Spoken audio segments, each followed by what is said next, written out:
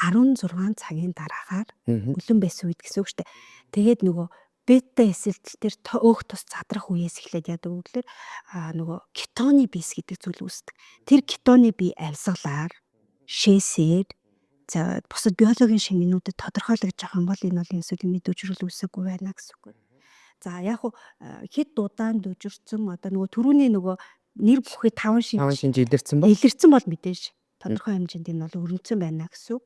Тэгээ өөх тосны үзүүлэлтүүд одоо өөрчлөлтөө гарсан бол бас өссөн байна гэсэн үг.